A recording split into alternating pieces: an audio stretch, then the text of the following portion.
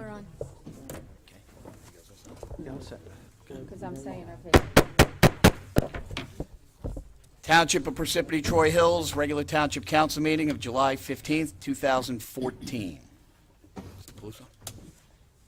Adequate notice of the meeting has been provided in accordance with the requirements of the Open Public Meetings Law by filing the notice in the office of the Township Clerk and by posting the meeting notice in the bulletin board of the municipal building on December 18, 2013, where it has remained posted since that date. A legal notice appeared in both the Daily Record on December 20, 2013, and the Star Ledger on December 23, 2013, and was forwarded by fax to other local newspapers and radio stations on December 18, 2013. Note, council meetings are videotaped and aired on Cablevision Public Access Channel 21 at 12 o'clock p.m. on Sundays and are available for viewing at www.parsippany.net. Thank you. Please rise for the flag salute. I pledge allegiance to the flag Of the United States of America and to the republic for which it stands, one nation, under God, indivisible, with liberty and justice for all.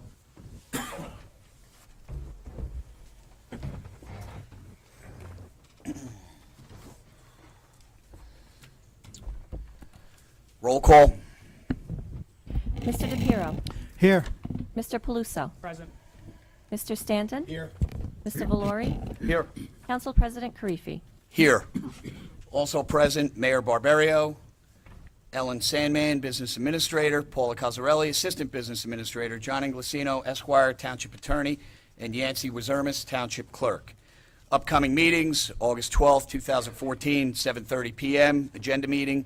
August 19th, 2014, at 7:30 p.m., regular meeting. Presentations, Mayor Barbario.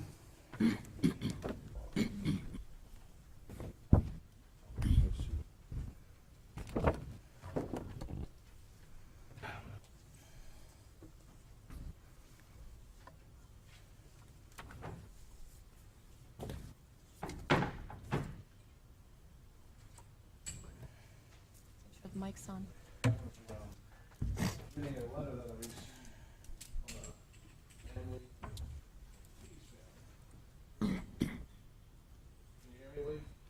I don't think it is.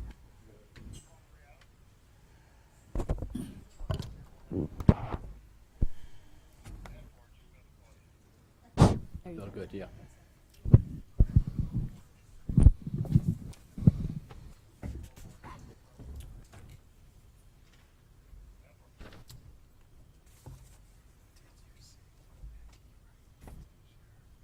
Dear Mayor Barbario, my siblings and I recently spent a weekend in Parsippany, March 14th through the 17th, 2014. The main purpose of our visit was to go to the burial site of our parents, Robert Mitchell Fee and Ann Coriel Fee, at the Conant Mitchell Fee plot of the Parsippany Presbyterian Church's Vale Cemetery. While in Parsippany, we also arranged for a visit to the Condit House on North Beverwick Road on Saturday, March 15th. Stephen Condit was our father's cousin. Growing up in Pompton Lakes, New Jersey in the 1960s, the 7 Fee siblings and our parents would frequently visit Uncle Steve and Aunt Estelle at the Condit House and farm. The Condit House is, therefore, very special to all of us Fee kids, some of whom have not been back to the Condit House in 40 years. We were absolutely overwhelmed by the dedication, enthusiasm, and commitment of a Mr. Randy Tortorello. My left, right over there. To the maintenance and preservation of the Condit House and the family history of those who lived there. All of us agree that the several hours tour of the Condit House given by Randy was the highlight of our entire weekend in New Jersey. We Mitchell Field children wanted to find some way to recognize Randy and the Parsippany Historical and Preservation Society for the work they do in preserving the Condit House for generations to come. As mayor, we are hoping that you can find an appropriate time and place to present the included plaque to Randy on behalf and display in the Condit House as a testimony of appreciation from Stephen Condit's family members. Bonnie Francis Fee, Elizabeth Ann Fee, David Coriel Fee, Robin Mitchell Fee, Stephen Coriel Fee, Deborah Ruth Fee, and Karen Condit Fee. Randy?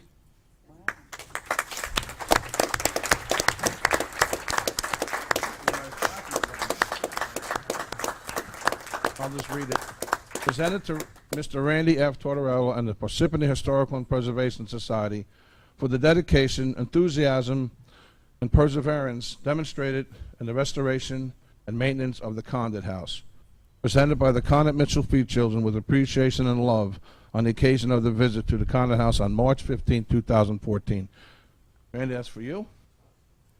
I do want to make one comment.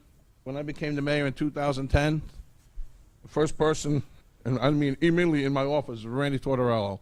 Randy has a wealth of knowledge when it comes to Parsippany's history, and I've learned so much from him, and he's instrumental when it comes to historical preservation in Parsippany. And Randy, I want to thank you for all your time you put in, and he puts a lot of time in, and all the things that you do for Parsippany. Randy, thank you.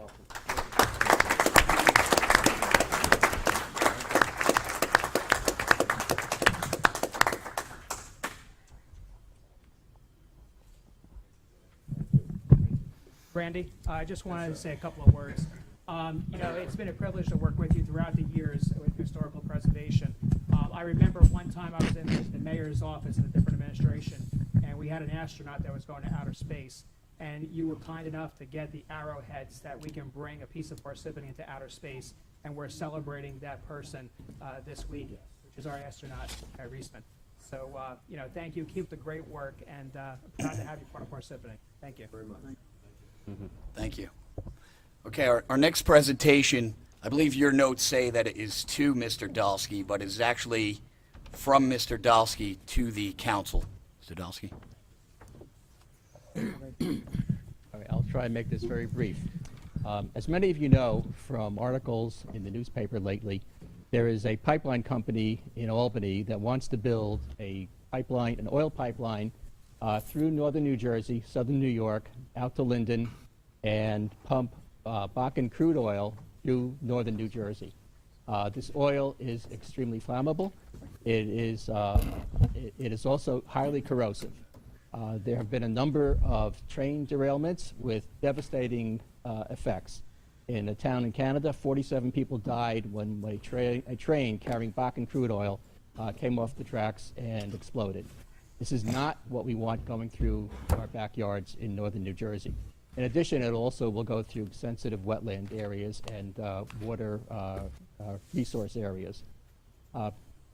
Recognizing this, the Sierra Club has stepped up and has put together a coalition of about 40 or 50 environmental organizations, as well as other organizations, including our homeowner organization that some of you may know has been formed because of the JCP&L power line situation. We came to the Parsippany Town Council and we asked them to pass a resolution that opposes this. Unbeknownst to them, they were the first in the state to do this. This strategy is basically to get all of the municipalities from Albany down to Linden to form together into a coalition wherein they all oppose the Pilgrim Pipeline. And so we wanted to recognize Parsippany, and we have a plaque that says, in recognition of its leadership in protecting our homes and environment from the dangers of the Pilgrim Oil Pipeline, the certificate is awarded to Parsippany-Troy Hills Town Council, July 2014. And Greg Gorman is also here from the Sierra Club. And Greg, you have a few words that you want to say on behalf of the Sierra Club.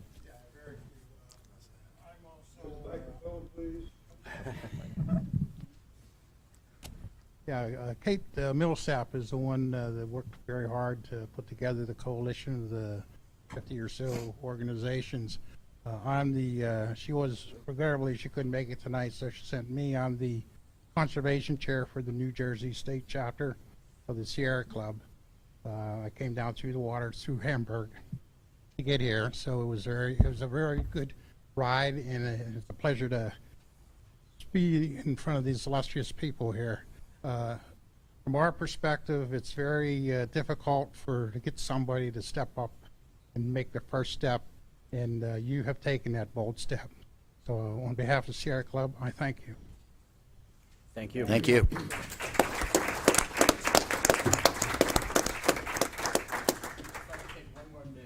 One more minute, excuse me. I would just like to close. We've sent out a press release that went out today And there's a quote in the press release that reads as follows.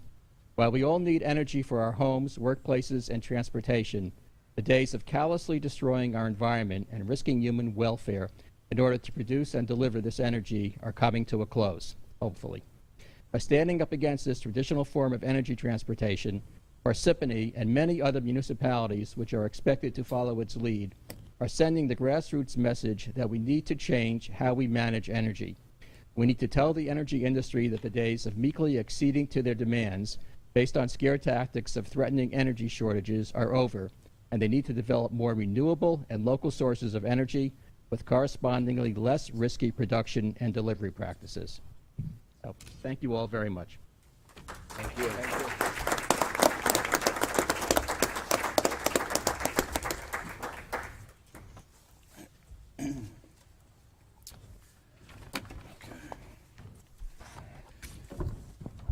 Okay, bids to be taken. July 16th, 2014, 11 a.m. Sealed proposals for supplying pumps, motors, generators, HVAC units, boilers, water heaters, water storage tanks, parts, repairs as needed for various departments. July 31st, 2014, at 11 a.m. Sealed proposals for the reconstruction of curbs and sidewalks at various locations, 2014. Request for quotations, proposals, qualifications, none. Ordinances for second reading and public hearing. Ordinance number 2014:13. Mr. DePiero. Ordinance of the Township of Parsippany-Troy Hills authorizing the execution and renewal of a lease with the caretaker of Watnung Gardens. Notice for the ordinance above was published in the Daily Record, the official newspaper of the Township of Parsippany-Troy Hills, on May 28, 2014. This ordinance was carried from the June 17, 2014 regular meeting. Motion made by Mr. DePiero, seconded by Mr. Stanton. Roll call. Mr. DePiero, Yes. Mr. Paluso, Yes. Mr. Stanton, Yes. Mr. Valori, Yes. Mr. Karifi. Yes. Okay, at this time, entertain a motion to open up the public hearing for this ordinance and this ordinance only. Make a motion. Motion made by Mr. Stanton, Second. seconded by Mr. DePiero. Roll call. Mr. DePiero, Yes. Mr. Paluso, Yes. Mr. Stanton, Yes. Mr. Valori, Yes. Mr. Karifi. Yes. You'll be given 3 minutes. If you could just please state your name, address. Roy Messmer, Drummond Drive. Fucking out tonight, Mr. President. A lot of things happened to me on Sunday morning this past weekend, and one of them was after I worked out up at Greystone, I came back, there was a fire in Glenmont Commons, saw the fire trucks there. But before I went down I'm getting to the ordinance here. On my way back, I went by also Watnung Gardens, and I saw about 5 cars there. So I didn't know this was coming up tonight. I just looking out, like I said, Mayor. How many people live in that house with the caretaker? Yeah. And is somebody, no, okay. Only because there were like 4 or 5 cars there. I hope it's not 2 families and we can send kids to our school system. Number one. Number two is, as somebody researched this and we're following all of IRS guidelines, that, I mean, is this family living there rent-free? No. There's an agreement. Because this house is part of Helen's house, right? When we Right. purchased it with Green Acres money 20 years ago, whatever it is. Does that family live there rent-free? I have an agreement with the township. They take care of the premises. I forget how many hours they put in a week. I don't have the front of me. They're responsible. But he's also a township employee, right? He works for Parks and Forestry or one of the departments? Yeah. Oh, sorry. It's on, it's on. The rent is $12,000, $1,000 per month. However, if the tenant works a total of 832 hours of work for the year, which comes to 16 hours per week, if they complete that by the end of the lease, then no rent will be collected. So the idea here is if he does the, if he puts in the, right. But he's also responsible for caretaking the area, maintenance of all landscaped and grass areas, including mowing, weed removal, landscape beds. Yeah, I understand. Yeah, you know. I've been on that property several times, as you know, Paul. I Right. took you up there for the first time. Now, are we following IRS guidelines on this, though? Does he get a 1099 for some services rendered? Well, Search that? absolutely, Roy. Search it now. Yep. Thank you. See no one else come forward, entertain a motion to close the public portion. Make a motion. Motion made by Mr. Stanton, seconded by Mr. Valori. All in favor? Aye. Opposed? Whereas the above ordinance was read in title on second reading and a hearing held thereon, now therefore be it resolved that said ordinance be passed on final reading, and that a notice of final passage of said ordinance be published in the newspaper according to law. Second. Motion made by Mr. DePiero, seconded by Mr. Stanton. Roll call. Mr. DePiero? Yes. Mr. Paluso? Yes. Mr. Stanton? Yes. Mr. Valori? Yes. Mr. Karifi? Yes. Ordinance number 2014:17. Mr. Stanton. An ordinance establishing white-collar salary ranges for 2014. Notice for the ordinance was published in the Daily Record, the official newspaper of Township Parsippany-Troy Hills, June 23rd, 2014. Second. Motion made by Mr. Stanton, seconded by Mr. DePiero. All in favor? No. Aye. Want me to do a roll call? Okay, let's do a roll call. Mr. DePiero? Before they do the roll call, I just have a question.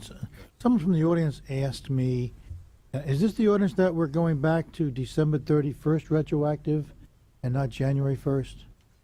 Is this the one? Yes, actually, that's a good question. Joe Kowalczyk had, I remember him explaining to us why we should go back to December 31st and not to January 1st. But when I was asked the question, I couldn't repeat the answer because I guess I didn't understand it. Why are we going back to December 31st? He was referencing, the question came up, Mike, is are some employees being overpaid based on the 2013 ordinance? And he said you need to look at December 31st of 2013 to evaluate that question.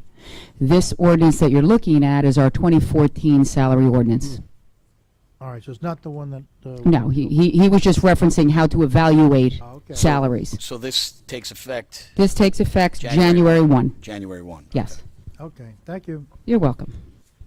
Now roll call. Roll call. Mr. DePiero? Yes. Mr. Paluso? You know, I'm not happy with the fact that some of the salary caps were violated and they're over the established caps that were allowed, so I'm going to vote no. Mr. Stanton? Yes. Mr. Valori? Before I vote, I just had some concerns. I would have liked to seen the salaries prior to voting on these changed salaries. So at this time, I'm going to vote no. Mr. Karifi? Yes. He didn't ask. If I may just make one comment, if Council President, Go ahead. it was my understanding there was no violation.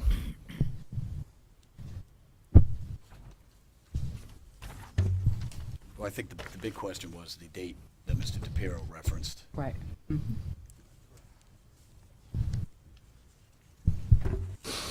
Okay, at this time, entertain a motion to open up the public hearing on this ordinance and this ordinance only. So moved. Motion made by Mr. DePiero, seconded by Mr. Stanton. All in favor? Aye. Opposed?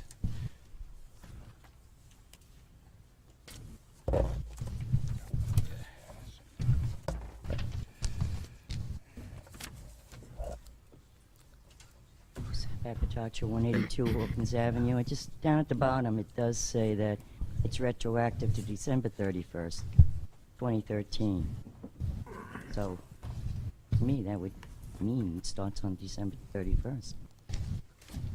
You're saying retroactive to those days. We gotta look at it, I mean, gotta know that. At the very bottom. On the date of introduction. Okay.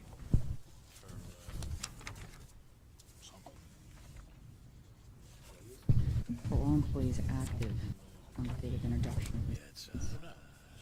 Yeah, it does say December 31st. Yep. I thought that was being changed. Yeah, that's not. Yeah.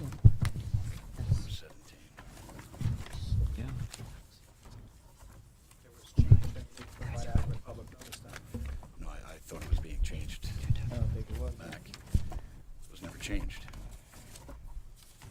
So what do we do here, Paula? We thought it was He- 2014, but that goes back to December 31st.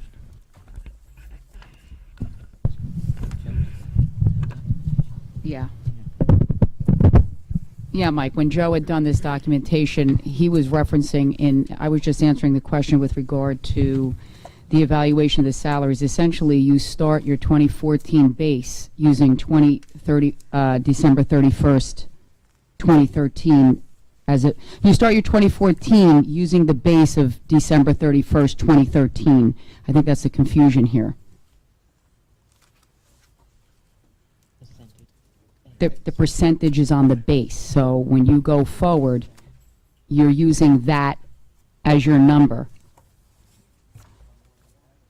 Hey, Paula, just for- Because that will, I guess, let me just, if I could just finish. December 31st will show your 2% raise for 2013, so you're going to start with that for your 2014 salary. Does that make any sense? Are you? I'm still hung up on this last sentence. It says, "This ordinance shall be retroactive to December 31st." I can't speak Are for they Mike going here. to get this increase as of December 31st? Because that's the way I read this. Well, there's no, No, no it's only one increase, but it's based on the active roll of employees of December 31st, just to indicate that that's the starting point For the for your future, I don't 2014 like- salary. I don't like this wording. You know what, if Wording that's is misleading. we could certainly evaluate that, Mike, and state it differently. So, Okay. so we're guaranteeing that there was no increase on the 31st, and then there's another increase No, on the no, 1st. no increase. It's just used as a base to Okay. go forward No, from. I know what you're saying. I just Yeah, wanna make so sure that there's I think, I double agree. increase here It's- in 2 days. No, although that would be nice. No, there's no. And Paul, I suggested in the past, so there's no confusion moving forward, I would still suggest that when we modify an ordinance, we should still have Oh, he did somewhere in one our before and packet what the after. old ordinance looks like. So when we're gonna make a vote, again, there's some salaries there I saw that was sent to me via email, but it's still nice to see what were the salaries prior to that, or any modifications to an ordinance, so the public's aware of it, and there's no confusion as we're going through right now. So moving forward, I think we should still. Right, what we'll do is we'll strike it. It'll be struck, so you'll see it. Absolutely. It's struck right in red so that We had it's some issues clear. a while back ago, Yeah. and I brought that up, just so moving forward. Going forward, that's how we'll do Also, it. if I can make a recommendation, maybe with this particular ordinance dealing with that, that's with the mayor, maybe to do that towards the end of the year, maybe Well, October, November, we something would, like that. that this would be way. something that you, myself, and Councilman Valori, the Finance Committee, would go over on an annual basis, so we don't, so we can at least warn the council, or, we're aware that we have to adjust it. Right, in case, yeah. Yeah, we'll tweak that. Hi, Jonathan Nelson, 202 Patriots Road. Last year when the council approved the white collar ordinance, and all years prior, I forget when it was approved last year, I think it was in late spring, early summer, it was retroactive to January 1st.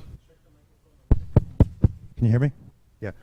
Last year's ordinance, it was retroactive to January 1st, bring it closer. 2013. Can you hear me? Bring it closer. Just bring it closer to you. Can you hear me now? Okay. Last year's ordinance was retroactive to January 1st, 2013.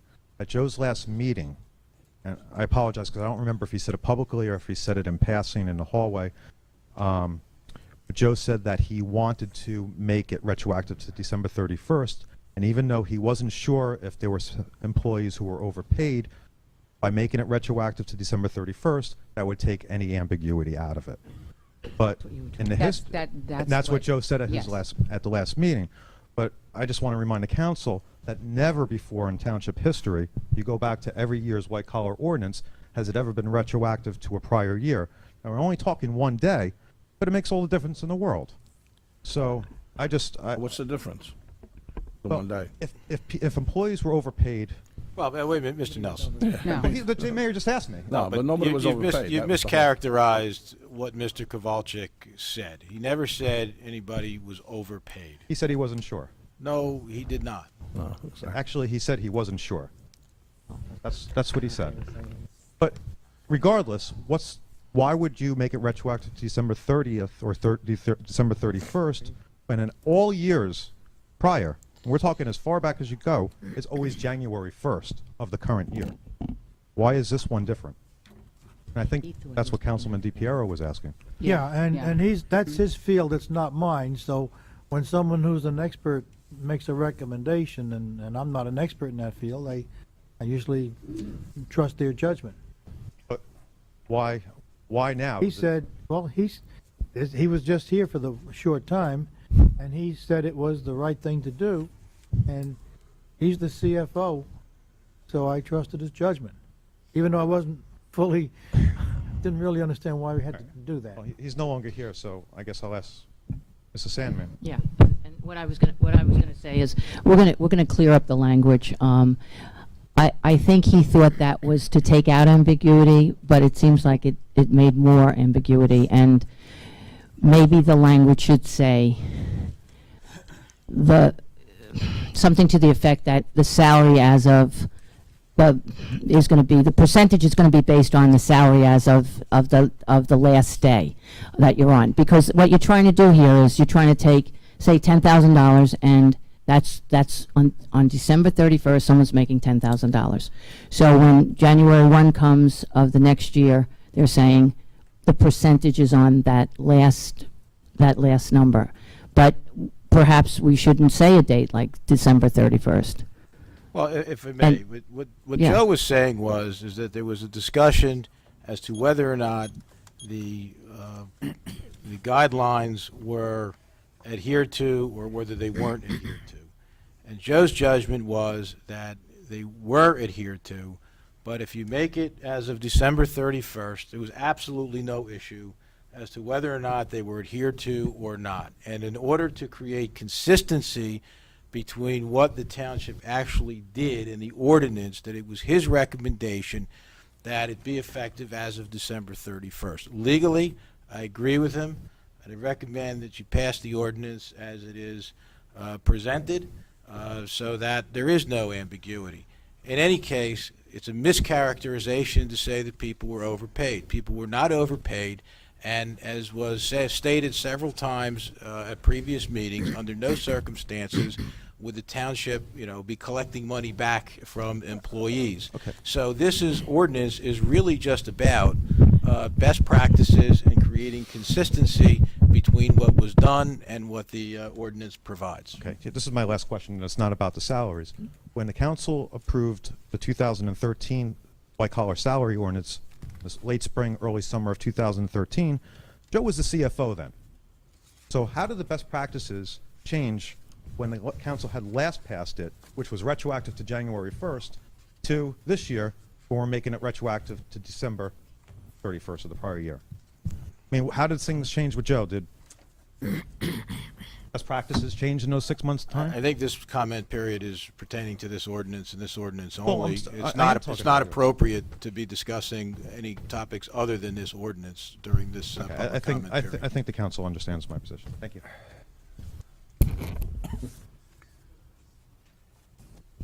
Okay, at this time, see no one else step forward, entertain a motion to close the public hearing. So moved? Motion made by Mr. DePiero, seconded by Mr. Stanton. All in favor? Aye. Opposed? Whereas the above ordinance was read in title on second reading, a hearing held thereon, now therefore be it resolved, said ordinance be passed on final reading, notice of final passage of said ordinance be published in the newspaper according to law. Second. Motion made by Mr. Stanton, seconded by Mr. DePiero. Roll call. Mr. DePiero, Yes. Mr. Paluso, No. Mr. Stanton, Yes. Mr. Valori, No. Mr. Karifi. Yes. Mr. Paluso. Ordinance number 2014:18, an ordinance of the Township Council of the Township of Parsippany-Troy Hills, Morris County, New Jersey, amending Section 4-74 Committees of the Code of the Township of Parsippany-Troy Hills. The notice for the ordinance above was published in the Daily Record, the official newspaper of the Township of Parsippany-Troy Hills, on May 28, 2014. Motion to accept that ordinance 2014:18 as heard in its second and final reading by title only. Motion by Mr. Paluso, Second. seconded by Mr. Stanton. All in favor? Aye. Opposed? Okay, at this time, entertain a motion to open up the public hearing on this ordinance and this ordinance only. So moved. Motion made by Mr. DePiero. Second. Seconded by Mr. Paluso. All in favor? Aye. Opposed? Okay, see no one come forward. Entertain a motion to close the public hearing. Make a motion. Motion made by Mr. Stanton. Second. Seconded by Mr. DePiero. All in favor? Aye. Opposed?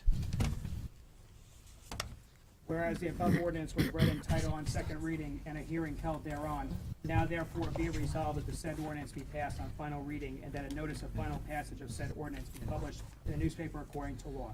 Motion to approve the resolution above. Motion made by Mr. Paluso. Second. Seconded by Mr. Valori. Roll call. Mr. DePiero. Yes. Mr. Paluso. Yes. Mr. Stanton. Yes. Mr. Valori. Yes. Mr. Karifi. Yes. At this time, entertain a motion to open up the public hearing. Make a motion. Motion made by Mr. Stanton. Second. Seconded by Mr. Valori. Roll call. Mr. DePiero. Yes. Mr. Paluso. Yes. Mr. Stanton. Yes. Mr. Valori. Yes. Mr. Karifi. Yes. This time you'll be given 5 minutes. When you come up to the microphone, please state your name and address and sign in. Thank you.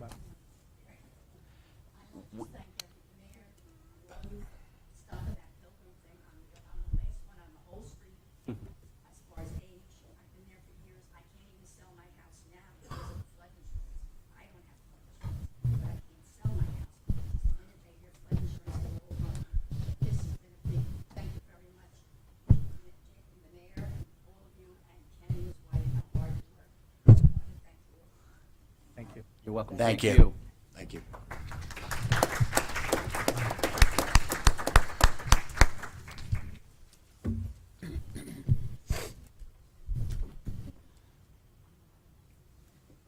Ma'am, could you just state your name and address for us as loud as you could, since the mic's over? Thank you. Christine Garcia from 21 Arnold Drive. Kristen. Hi, JP. I also want to thank everybody. I want to give a special thanks to Mr. Ben. Wait, all the work can you he's just done. check that microphone? I'm not sure if it's on. You can take it off, too. You can take it off if you want. Hello. There you go. There you go. Okay, I just wanted to say thank you to everybody, Jamie, the whole entire council, and then Ken for all the work he's done, for stopping the Pilgrim, and for all the work you are trying to get done about the JCP&L as well. Thank you very much. Thank you. Thank you. Thank you. Please sign in.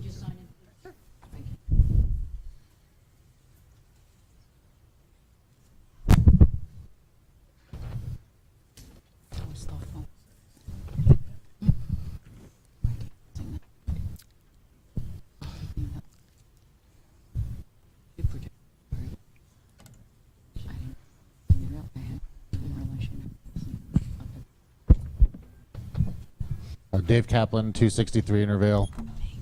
I also echo all the Pilgrim comments. Thank you for doing that. And stay with it, because as you know, just because you pass an ordinance, that doesn't mean companies necessarily go away. Which brings me to why I'm here. I've been repeatedly told by the mayor, council, and township attorney that none of you are able to give us insight as to the plans for Waterview property due to the fact that RD Realty is suing Parsippany. I'm therefore asking you to explain to the public why RD Realty is actively soliciting businesses for Waterview through a prospectus on its website with a detailed site plan that specifically shows Whole Foods as its anchor store. Why also does Whole Foods list on its website that Parsippany is a store in development as of about 5 o'clock today, both websites? So either there is a settlement already reached, or RD Realty and Whole Foods are taking advantage of a supposed gag that has been placed on the governing body. Furthermore, I'm asking that this council demand that RD and Whole Foods take down these pages in question. I'd also like to know if you are finally turned off by the bully tactics of RD Realty. Because if that threat letter wasn't enough to anger you, and I certainly remember that night, and it did anger many of you, how about the lawsuit with so much without merit that the presiding judge essentially asked you to file for summary judgment right there on the spot? And now, the public flaunting of RD's intentions while they sue you and prevent you from talking to the very people you've been elected to represent. You've been elected because you convinced the residents that you are concerned about our well-being, and part of that is only doing business with entities that are also concerned about us as well. So please stand up for us and stand up for yourselves. Thank you. Thank you. Mr. Yeah, go ahead.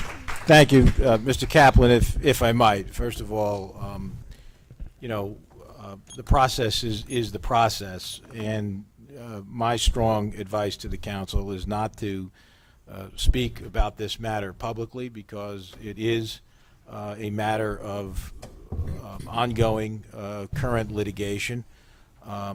What I can tell you in response to some of the points that you raised, there are a few things. Number one, the governing body doesn't control RD Realty and does not control what's on its website. The governing body does not control Whole Foods or what's on its website.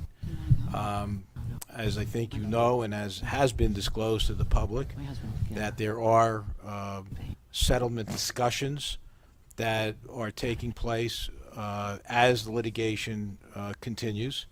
That is not a unique dynamic when there's litigation. Very often in litigation, parties can, and in most cases should, negotiate to try and resolve disputes. They can do that while also litigating. Sometimes parties choose not to negotiate. They just want to litigate, and that makes it harder to come to a settlement. There is no settlement agreement that has been reached. If, and I underscore the word if, there is a settlement, I can assure you that prior to any vote, there will be full public disclosure in public session of what the terms of that prospective settlement would be. And any vote taken on a settlement would be taken in open session, and the terms of that settlement would be disclosed to the public. That is not to say that there will be a settlement. There very well may not be a settlement. And I think that's all that we can say at this particular juncture. I can tell you that it would be legally against the town's interest to continue to attempt to have elected representatives make any public comment on this matter. So I would ask you not to attempt to solicit public comment on the matter from council people. That will not inure to the township's benefit at all. Lastly, I wish that you characterized Judge Weisenbeck's actions accurately. But unfortunately, I don't want to mislead the public. You did not. The judge did suggest a summary judgment motion not based upon an opinion on the merits or lack of merits to the case, but to flush out discovery issues that were raised by RD Realty. They sought extensive discovery in the case, a case that is what they call a prerogative writ, which is a type of case that is usually based solely upon the record below. Some of the discovery they sought would potentially lead to depositions, which is why I have a very heightened sense of defensiveness as it relates to the members of the governing body. Anything that anyone says can and will most likely be used or twisted against them. I'm familiar with that. So I would again reiterate that there should be no public comment, and that the summary judgment motion that you referenced, which we have filed, hopefully will dispose of most of, if not all, the issues in the case. If it doesn't, it will hopefully really narrow the scope of what discovery might be. So that's kind of where we are. And I get that. I appreciate that, and I know you're doing your job. But the first words out of your mouth were "don't talk," and I understand that has to be the first words out of your mouth.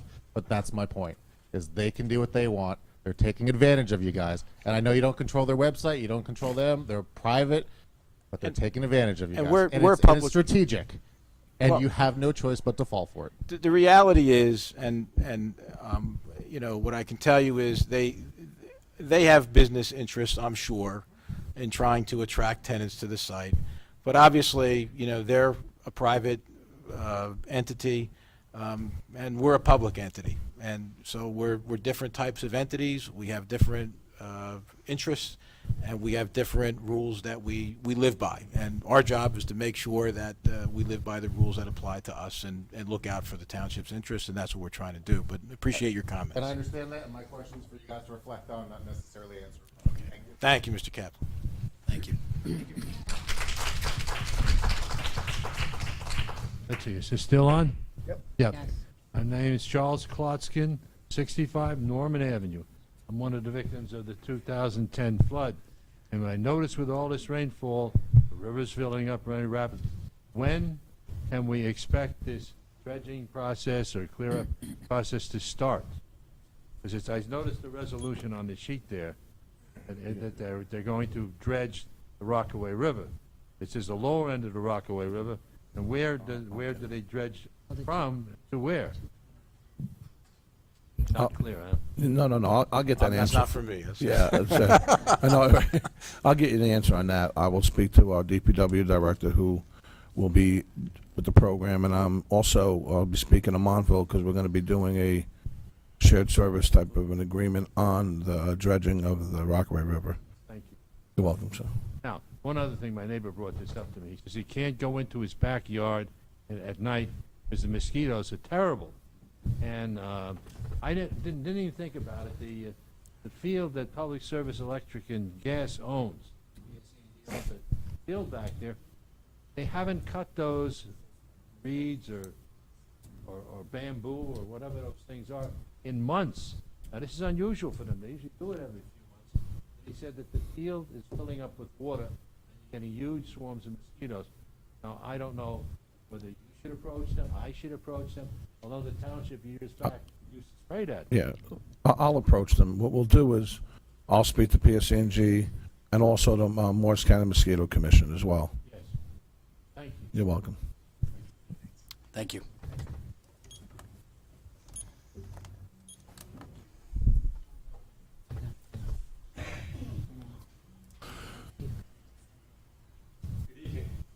My name is Jeff Dorfman. I live in Glenmont Commons at 179 Spring Hill Drive. You could pull that out of there, sir, and hold it up. I didn't come completely prepared, but Glenmont Commons, specifically on my block, and Paula, I believe I sent you the pipe from my property. Yes.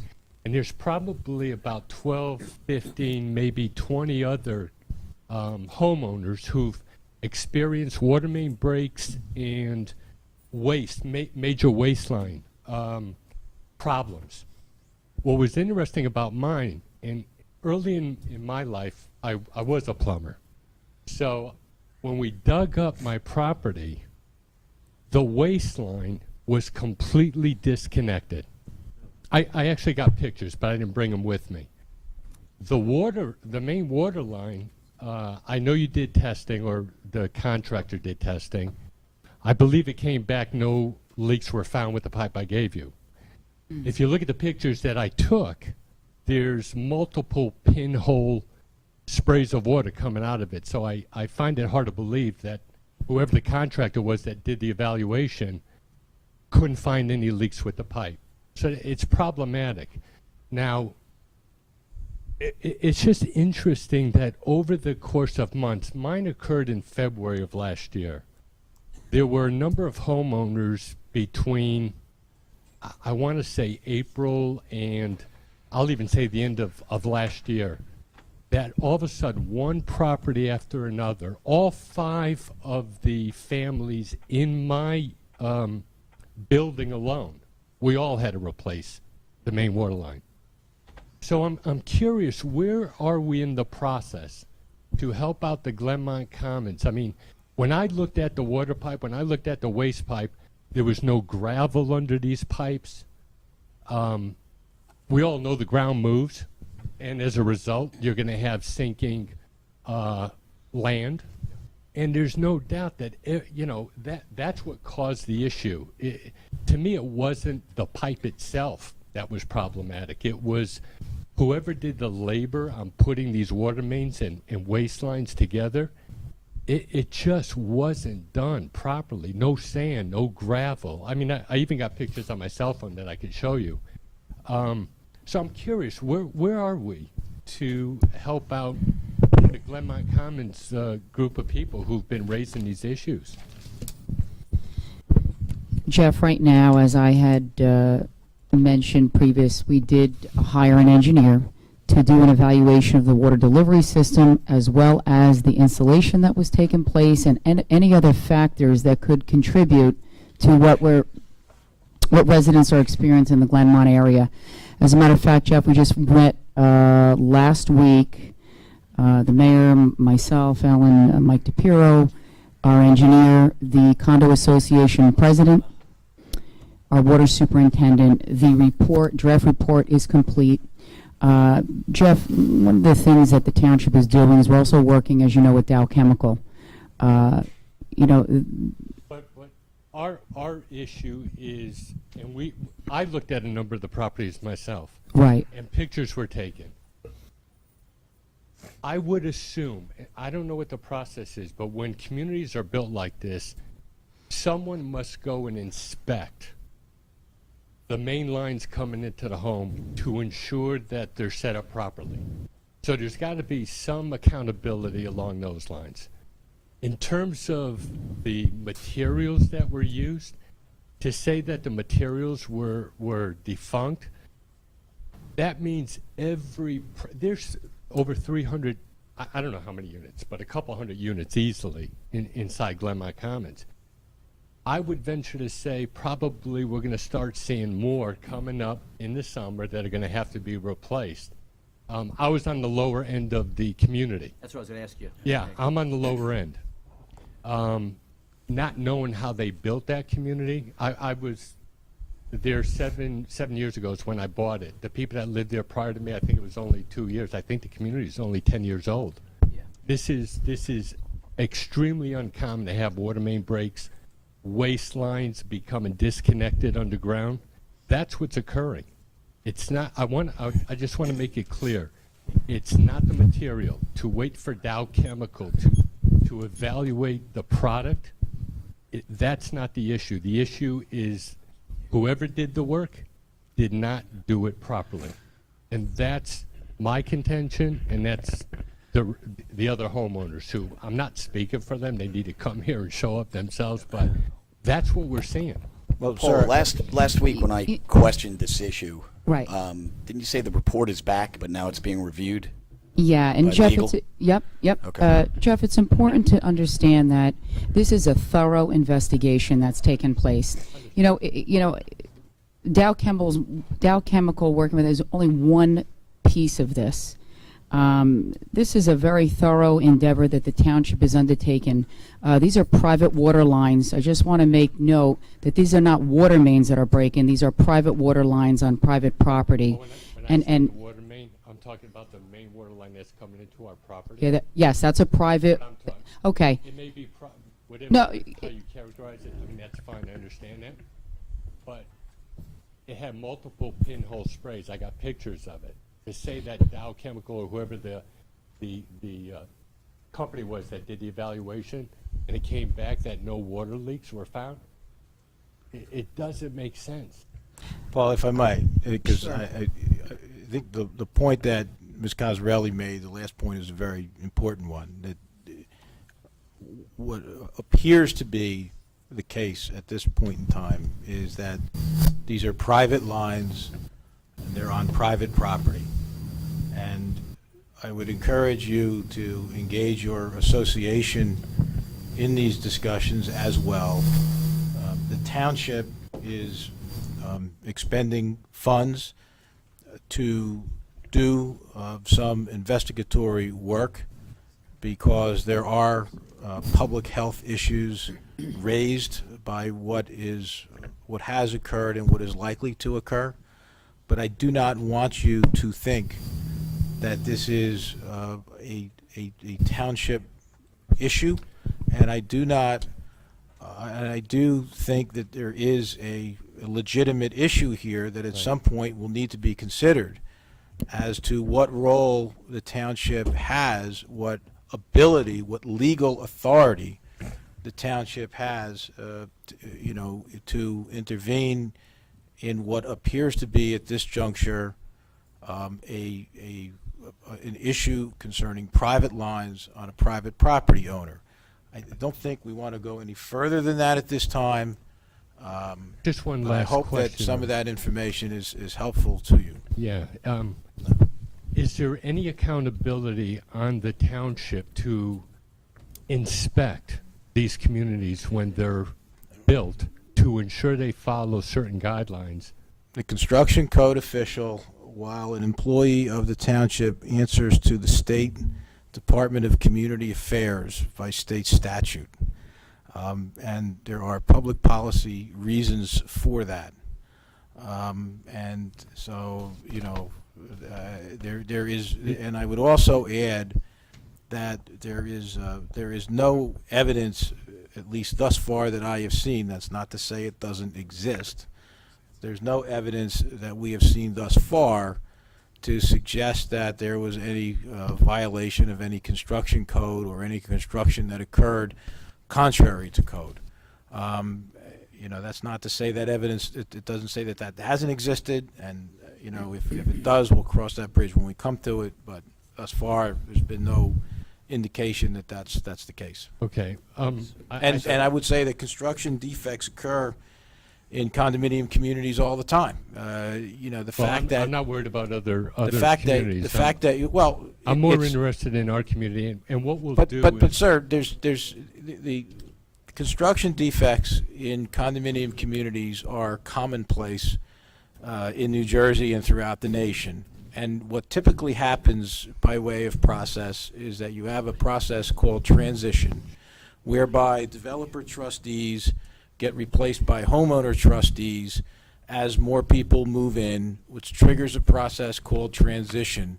Typically, at that point, where the homeowner trustees take over control of the board, what typically happens is that the board would hire an engineering company that would do a study of the community to identify defects, whether they be of the type described here or construction defects with the units or whatever, and there's a negotiation between the developer and the association, and either there's a settlement or there's litigation.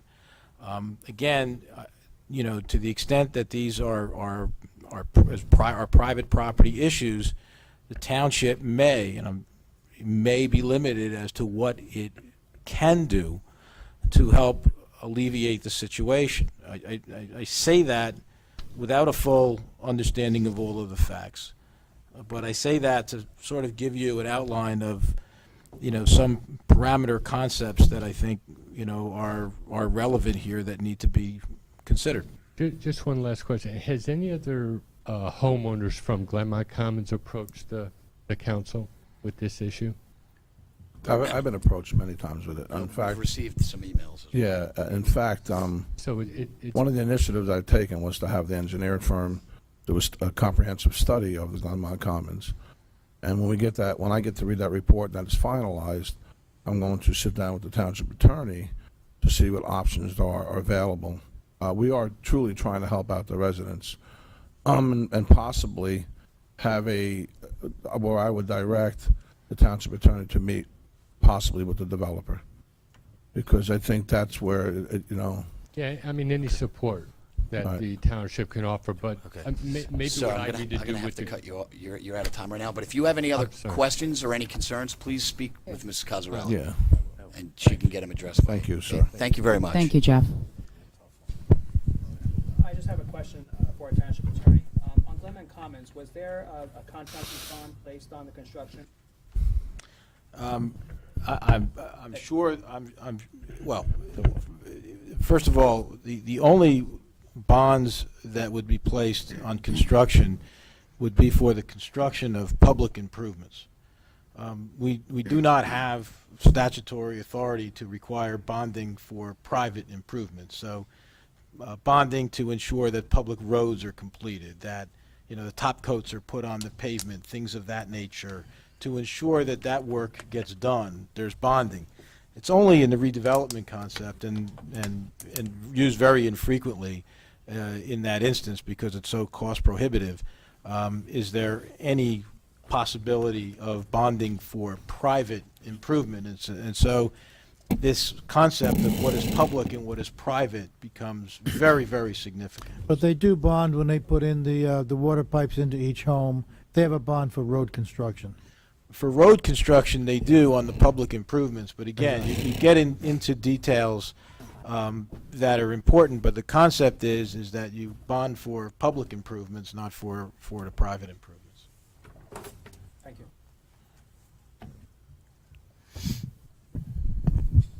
Ken Dalsky, 21 Winfield Drive. First of all, I want to thank you all very much for the resolution that you're going to pass regarding the JCP&L situation. I also want to thank Mr. Karifi for spending some time with me this past Friday and taking a look at the situation personally and going through it in a lot of detail. What I would like to suggest regarding this resolution is that in addition to passing the resolution, that you set up a meeting with JCP&L to discuss some of the specifics that you bring up here. I don't know, I don't know what goes on inside JCP&L. I've been trying to figure that out since November, now without too much success. But I think meeting with them and discussing this would be of help. So, for example, I know it says in here, use existing infrastructure, by which you mean use those existing PSE&G towers, because JCP&L doesn't have any existing infrastructure. And as far as burying the line, I know that they've basically rejected that. So what I would encourage you to do is meet with them and discuss these issues in depth and ask them whether they've considered them. If they haven't, why not? If there are technical issues to using the PSE&G lines, what are they? Very, very specifically, because they'll try to weasel out of any question that you try and ask them with generalities. Ask them how much it's going to cost to bury the line, what technology they have, what are their resources. Delve into it as much as possible and find out what's going on. If we end up getting a lot of good information, even if they say no, they don't want to do it, then at least we have that and we can use it if we go to the BPU and say, look, here's a reasonable course of action for JCP&L. They basically said they could do these things, but they decided not to, and we have that ammunition. So I would advise you to really bore in with them, talk about these things, and try and get as much information as you possibly can, because I have a feeling we're going to need it in the future. Thank you. Mr. Dalsky, I would be, Mayor, if you are able to set that up, I would be more than happy to attend that meeting. Okay, I'll try to set it up and I will call you. I apologize, but my back is not. I'm the opposite. I can't stand.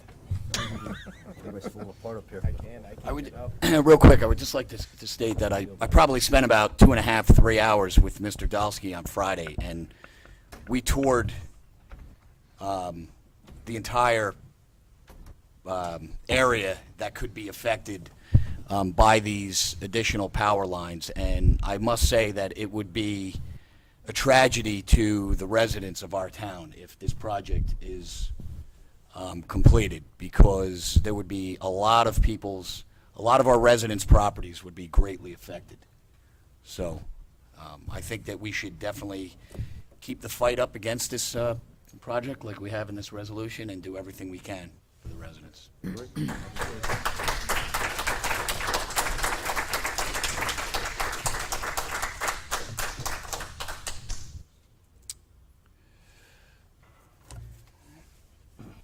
Pat Pataccia, 182 Hawkins Avenue. Just a few quick ones tonight. There are ordinances 2014-23 that I would like to ask about. It's talking about golf course and recreation utility equipment. Could you tell me exactly what kind of golf course equipment we're getting, please? And then you have a capital improvement 2014-26 and $225,000. Could you just explain what that's for? And I had a question for Paula. We were talking about the transformers last week. You said they've been, going since 2009. I understood what you were saying, as far as the money and stuff. They're waiting for the transformers to crap out. but could we have put money aside, put some kind of account aside for this and put money aside from 2009 until now so we wouldn't have had to take it out? Could we possibly have done something like that? This way, not getting it all at once in 1 year. What's that one? Epic Solutions. Now, are we replacing Joe? His position? Yes. Okay. Did we ever have outside financial consultants with a financial person in our We have. building before? Yeah. Yes, we have. When Ruby Malcolm left, we had another consultant come in, and quite honestly, forgive me, I don't remember the gentleman's name. Oh yeah, that's right, Castles, that's right. All right, so they Sells. came in. Yes, he was here. He was here as an interim CFO until such time, I believe he left, and then Joe came on soon after. Okay. So what are we paying? I think Epic John Solution? Cassels. What are we paying Epic Solution? First of all, I just want to let you know that Pat Bailey is the person that we have as an interim. Basically, he's working 24 hours. He's working Tuesday, Wednesdays, and Thursdays for 24, basically 8-hour days. Many of the things that I can't get to on the other 2 days, I'm really watching over and wearing the real hat of the CFO. But working with Pat, who's been a long time, he's been a county controller in Sussex and also has been in many municipalities. He's retired now and works for Epic. So the dollar amount is paid to a firm, not to then he gets paid, and that covers his insurance through the company. That's how Epic works. So a lot of the things that I was asked, what are the things that he's been working on? Tonight you see on the agenda the capital ordinances. There are 5 capital ordinances, and they need to be reviewed by someone that looks to see what's going to be bonded, what's going to be taken out of open space, what's going to be charged to capital improvement fund. So he's been doing a lot of that. He's also been working with the Katie, the younger person there that's an assistant, and she's doing very well under his guidance. I can say that with regard to the question that dovetails into it, one of the things that he and I had discussed was that why we wanted to put the $225,000. That's a grant, a fully funded grant from the state of New Jersey to do Vale Road, towards Vale Road. That's $225,000 of state DOT money that we were given. So that's what he and I agreed that we wanted to put that in a separate ordinance because it's very because we're all very fiscally conservative, you want to follow it and you want to put it in an ordinance form so that you can always have the go-to. So where the money follow the money as it goes through these different ordinances. So, yeah. I understand. What was asked a while ago, a couple of years ago, was that when you have something like this and you're giving a price, couldn't you put down the information in regards to what it is in relation to?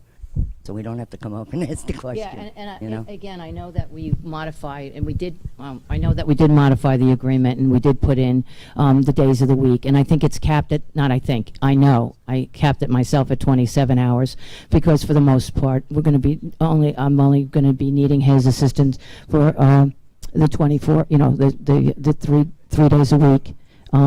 And there's lots of stuff, Pat. I could go on as far as there's this thing called Emma, and there's know what we are paying him. What is his salary going to be? Right, and it's not a salary. It's through a consultant, and we pay them $95 an hour. $95. Not to him, to the firm. And the firm is picking up his insurance and coverage. And again, the insurance we're talking about is errors and omissions, which is a very important thing you want to have when you have someone assisting you in the finance department.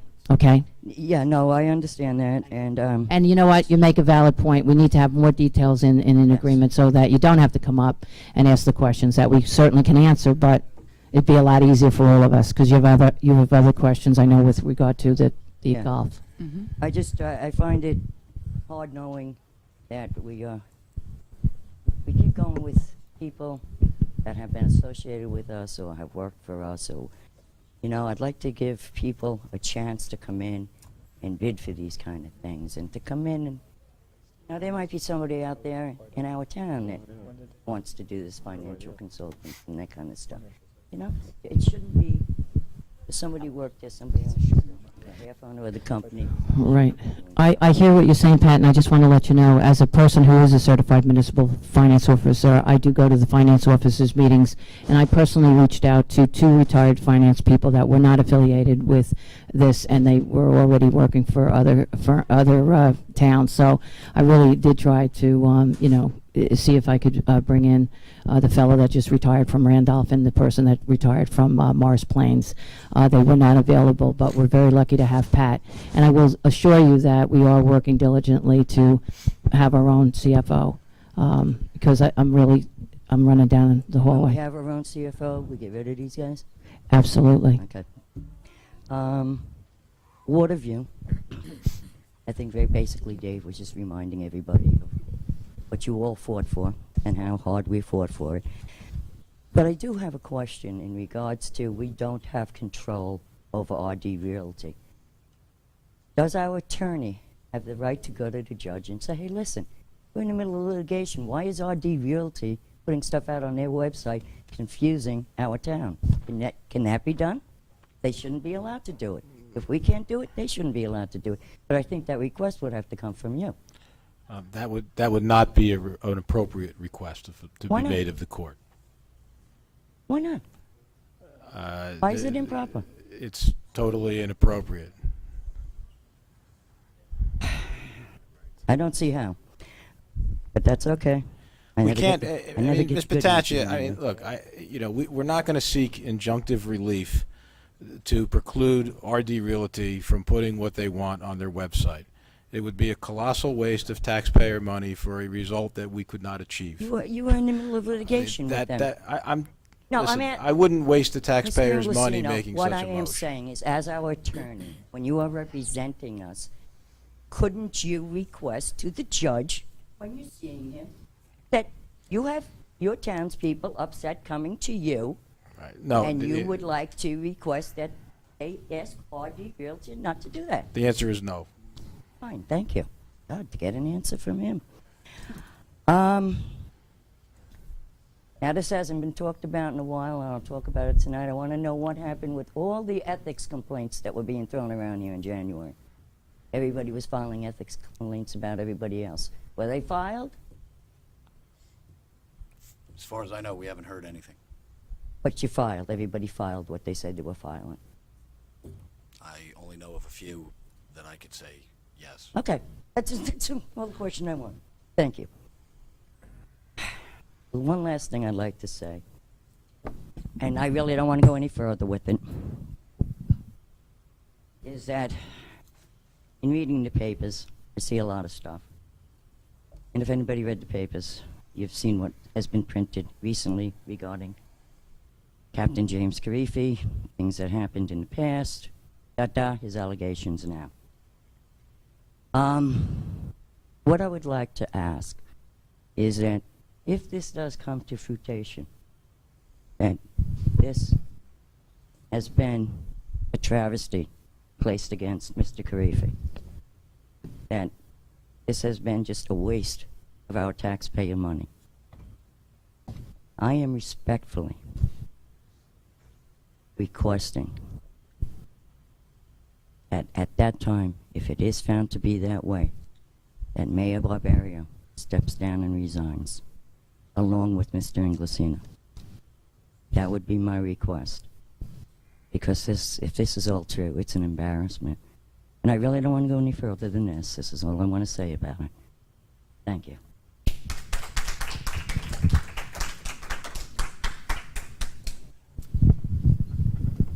Mrs. Sandman, I have a question concerning Epic. I just realized what you're saying now. It's $95 per hour. The original ordinance said for 6 months. It didn't say up to 6 months. So, And I'm hoping that. just doing the math, it looks like we're going to be spending about $61,560 for 6 months for that firm. I don't know. It just, okay. in answer to your question, first of all, I think making an agreement like that, it should have not. I'm thinking I wanted it to say something to the term of 3 months. No, not even no more, but it should lean into that. As late as just this afternoon, talking with the mayor, I said I have the resumes now, and now that I'm settled in, and we have put a lot of the things that needed to be addressed in a very short period of time, that I'm hoping within the next month or so we have a finance officer. So if you feel more comfortable and we can modify it, John, if we could just modify it to say, we're going to try to do it within a 3 month, and if something, should move forward on that, we will do it. Right. Right. Oh, yeah, absolutely. That's already in there. We're not obligated for 6 months, though. If we hire Absolutely a CFO not. in 3 Absolutely weeks, not. We are not. Yeah. we're out. Absolutely. Yeah. Right. Absolutely not. So we don't. Contradicted that, and we did not see the contract prior to that. Right, and we appreciate that you let me have Pat. I desperately needed him to do, to help with the massive undertaking that was, that's left at this time period when you have to do your capital ordinances, and we have things such as Emma, and we have such things as Gatsby 45. Anyway, yes. In answer to your question, I'm very comfortable within. I'm hoping by prior to September to have someone in that place. And remember, we are not paying him benefits, and we are not. I'm trying to limit it to the 24 hours, even though I would have up to 27. I'm working with the people in that office so that we don't spend that much more time. We're still in the public portion of this meeting. If you don't mind education, it's very good. Yes. I have a question. Somebody from the audience that asked a question. We're in the I will public follow up to portion ask of the meeting. Right, but as the for our resident. But as the council president has said, we're not obligated, and our position is that we are pursuing the interviews now diligently. Now that we have a little time to address that, starting on Monday. To be honest with you, that's where we are. Thank you. Troy Messmer, 10 Drumlin Drive. Is it on, guys? Just to, I got pictures here of Jarrett 10 years ago at the Fall Festival, and when he came back to town. I hope everybody can make it on Thursday. Spoke to Michelle today. It's too bad we didn't get in the Parsippany Live. Friday. Friday. What did I say? Thursday. Thursday. Thank you. Friday, 11 o'clock. Yeah, you're awake. All right. This topic that I'm going to be talking about now is probably the most difficult one I've ever had to speak about, because as you all know me, I love to research. I love to be creative. But this one is really bothering me because, and it's something hit home too here, with this administration, with your top executives, Mayor.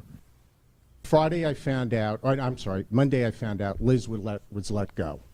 I know nothing about her competence. I don't know nothing about what type of job she was doing. But the information I received that the town messed up and there wasn't money in the budget for her. So then I'm sitting back, I'm saying, boy, I wouldn't want that to happen to my son or daughter, and I know none of you would want that to happen to your son and daughter. Then I get a phone call about an hour later. I said, Roy, did you read the Parsippany Focus article about the Captain Karifi situation? And I said, no. I said, I'm a big promoter of the Focus in town. I tell people, because it's the only paper we have in town, I think Frank and his staff does an excellent job covering kids' events, et cetera, et cetera. So I'm looking at the situation here, and I'm reading the article, and these two things hit me. So tonight, I'm asking a few simple questions. I would really like to have them answered. On 7/13/2014, Parsippany Focus posted a story regarding Captain Karifi's lawsuit/investigation. Tonight I am asking these few simple questions, and I would like them answered. First, Aurora Security Group. Was the council notified that this company was going to be hired, and was the money allocated out of our budget, and also was a good reasonable estimate given to the council for their fee? Second, Mr. Inglesino, does your professional service agreement with the Township of Parsippany require you to get consent of council before entering professional service contract with any other entity for town business for any reason? 3, Is it true that services rendered by Aurora for the months of February and March 2013, totaling $50,000, was not billed to the town till after the primary, the date supposedly that was in the article, June 7, 2013? Nobody, including myself, wants to get paid 3 or 4 months later. 4, did Aurora violate New Jersey attorney guidelines? B, Police Department Internal Affairs guidelines? C, New Jersey Private Detective Act? 5, does Aurora have a private investigation license?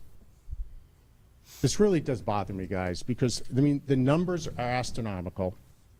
The family is going through hell. If there was something that was done, why wasn't other agencies called in, like the situation that happened in January 2013 with that private meeting? Lastly, Mr. DiPiero, I call on you. Your 30 years experience here, my 20 years experience here, sitting out in the audience, never sitting in one of those chairs. You and I have experienced over the last couple of years stuff that's never happened before. It's very unfortunate. We said for the families, for the town, for the taxpayers. But with your 30 years of experience, Mr. Councilman, if it is found out, and these are some very serious allegations in this lawsuit filed by Captain Karifi, if they are true, do you feel that the firm of Inglesino should be removed as township attorney? Mr. Mesmer, I would never answer that at this point. well, Mr. Spear, if I might, all the matters that Mr. Mesmer are addressing are in litigation. My advice to the council is not to address matters in pending litigation. As it relates to the questions, to me, Mr. First of all, you're taking Mesmer, my 5 minutes up. You didn't answer any of my as it questions, relates to me, Mr. Mesmer, Mr. it's my 5 minutes. The questions asked tonight has nothing to do with the litigation. If somebody was hired without proper authority done by this council, we're not a commission form government. I know it's a mayor-strong government, but they still, the most power that these 5 gentlemen have is our budget. I'm just asking for these 4 or 5 simple questions to be answered here Mr. tonight. Mesmer will litigate in the courts, not at a council meeting. To me, this is not litigation. These It's are exactly simple what it questions. is. There are issues that were raised in the litigation, and probably by whoever wrote out the questions for you. But we're going to litigate. Nobody, We're going to nobody litigate. writes out anything for me, Mr. Nistel. You should know that. Litigation. Nobody writes anything out for me. Mesmer does his own work. All right? I read the article. There should have been a press release by you. You were so good the last time with Mr. Valori's situation and other people. That's all I'm asking for. You're spending a lot of our money here. For what? To retrieve property that was improperly taken from the township. To answer your question, Mr. Mesmer, I wouldn't presume someone's innocent or guilt until it's resolved. So I would not form an opinion or guess my action until all the facts are in. We're hitting 18 months on this. Well, I'm not leading the investigation. All I can do is wait until there's a conclusion. And when there's a conclusion, right, then we make a decision. Well, also, Mr. Piero, where's this money coming from? For Aurora, for all the investigation? Mr. Inglesino's bill last year was that's a different question. $800,000. What's that? Sorry? That's a different question. Why are they doing 3 things here? You've been involved for 30 years with the budget. Yep. It's got a lot of surplus in it. That means I'm getting overtaxed. Or 2, services or equipment are not being purchased. Or 3, we're taking it out of our sewer surplus money. It's only one of 3 things. Where's this money coming from?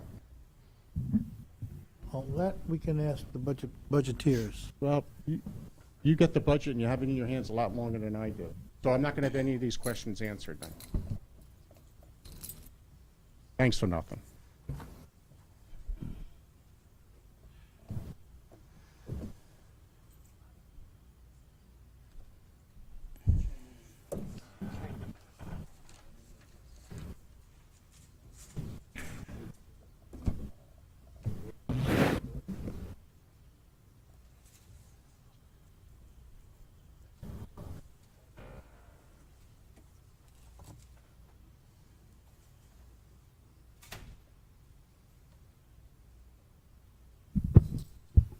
Golf course, recreation, State your utility name and permit. address, please.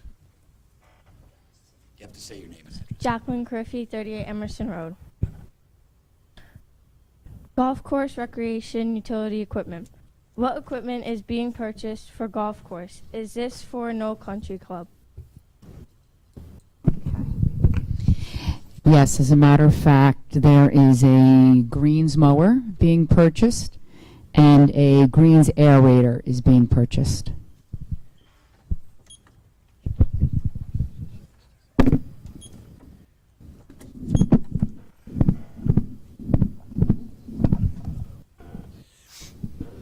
Good evening.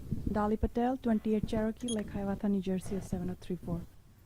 I will sign later since we have 5 minutes. Today I brought the papers. I would like the answer. First, I have a question for Mr. Inglesino. Do not include in my 5 minutes. When anything goes on in the township, you take care of that, right? Or not really? So this FEMA project, are you involved in that or no? I don't want to intrude on your 5 minutes, so go ahead and then I'll answer your question. Okay. And Mr. Mayor, thank you. When I came last time and he followed up to the engineering department, and since after then, I'm gonna give you this email. I didn't make extra copy. Why would I cut the trees?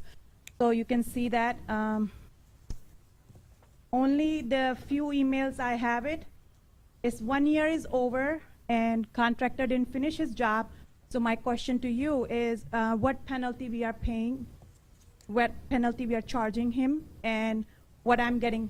Am I getting a whole year rent and my living expense out of that? And when my housework will be done. The last email I have, the recent is the June 20th. Mr. Paul Capetta wrote back to me, the contractor called for mark out yesterday. He must wait 72 work hour day before excavating, meaning he needs to mark the land for gas or water line. So here I highlighted all these here, so you can read it and let me know my answer. And although you might have this access to this mitigation program copy, which I signed it, this is signed by us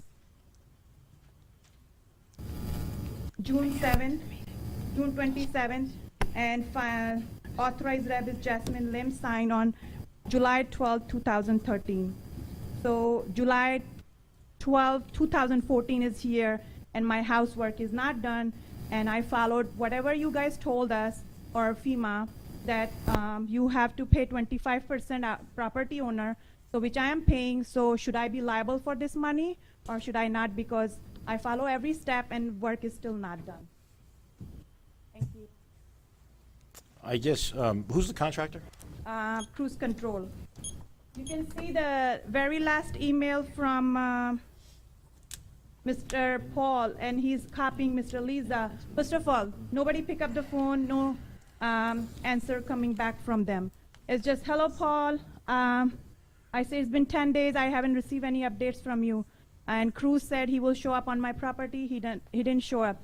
So the last recent email, I stapled it here. It says, Mr. Perez, this is note, you were not present today at 9:30 a.m. You also need to contact the building department for plumbing inspection for 73 Norman. First of all, that's not my address and why I'm being copied on that. I can go very recent, the last email, Mr. Perez, as of 11 a.m., you were not presented at the site of the document, you are default. That's all I'm just getting, default, you were not here in the morning, you were not here in the evening. But I'm not getting any final answer, who is finishing up the job.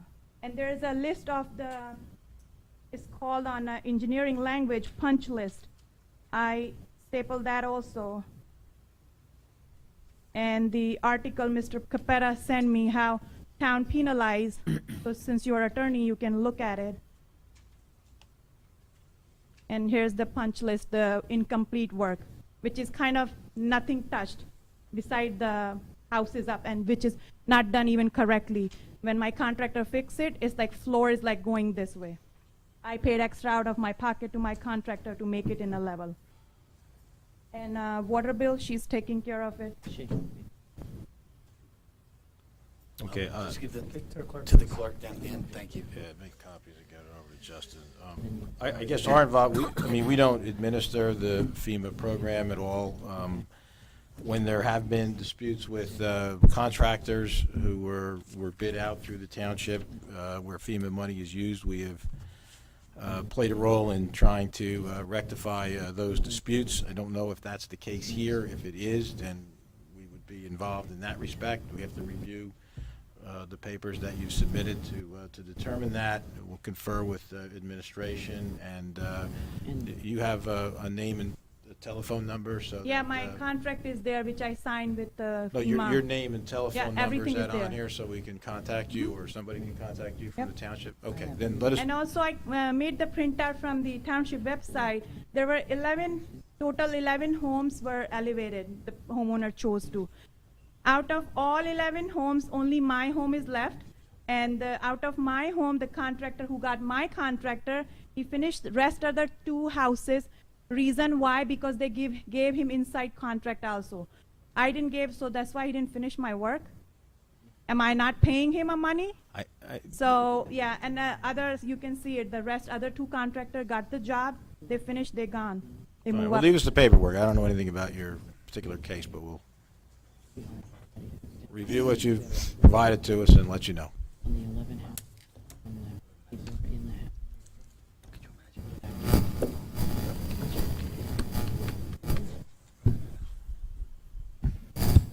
Jonathan Nelson, 202 Patriots Road. The rain, we got rained out with the concert last week with Radio Nashville. It's going to be rescheduled. No, I'm going to have to check with Recreation, Jonathan. Okay. Also, do we have to pay for it even if they didn't, even though it was rained out? Do we still have to pay the band? I have not read the contract. I can't answer that question right now. I'll have to find that out. Okay. All right. Thank you.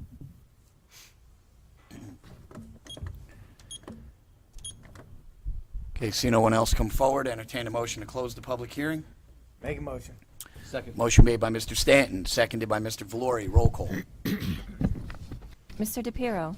Yes. Mr. Paluso? Yes. Mr. Stanton? Yes. Mr. Valori? Yes. Mr. Karifi? Yes. Ordinance 2014 colon. Oh. What's that?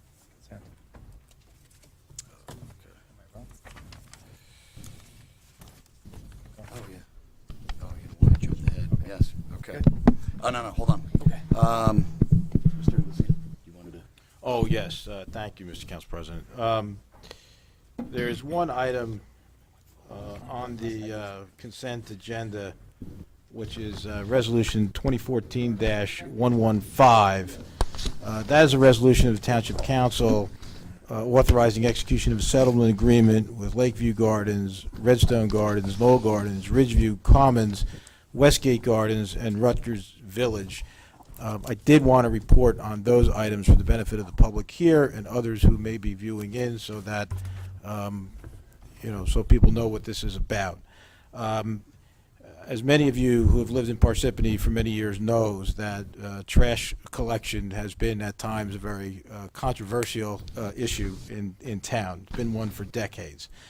In 2009, the New Jersey Supreme Court handed down a landmark decision in the Burke-Cohn v. Borough of Clayton case that addressed the collection of curbside collection issues. And on the basis of that case, I presume, there were 2 lawsuits filed in 2010, shortly after we assumed these duties, one by Powder Mill Heights and the other by Baldwin Manor.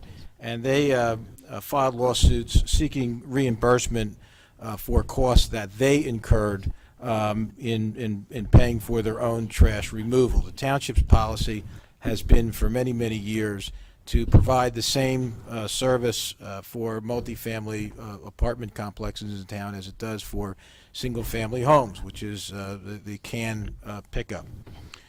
We, of course, vigorously defended the township's position in both cases. We settled with Powder Mill, and we achieved a successful result in court with respect to Baldwin Manor. As part of the Powder Mill settlement, we are providing dumpster pickup service in exchange for a release of claims by Powder Mill. So we are now going to be, Township will now be entering into additional settlement agreements with additional apartment complexes in town, whereby the Township will be providing dumpster service in exchange for a release. And the point that I want to emphasize, so there isn't any confusion, is that this does not represent any change whatsoever in Township policy. There is specific consideration, which is a release of all claims against the Township that any of these apartment complexes think they may have, and it is that consideration and that release which provides the basis upon which the Township will provide the dumpster service. So I wanted to make sure that that is clear. By the way, as you may recall, as part of the Powder Mill settlement, the Township was provided with a truck. Township has gone out to bid for a second truck. This is a good thing for the Township in many respects, provides better service, and frankly, it's in the Township's, it's advantageous to the Township from a financial perspective as well to enter into these agreements. With these additional apartments, we'll have a total of about 2,200 units that we will be providing dumpster service for. There are approximately 7,500 units or so in the town, so there's many more to go. And the Township has had an open door to other apartment complexes that would like to negotiate a similar arrangement with the Township.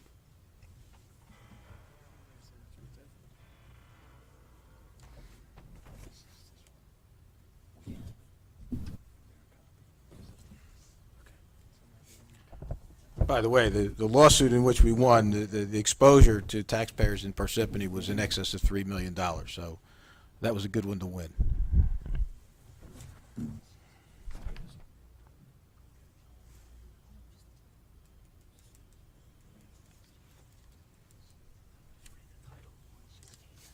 Okay.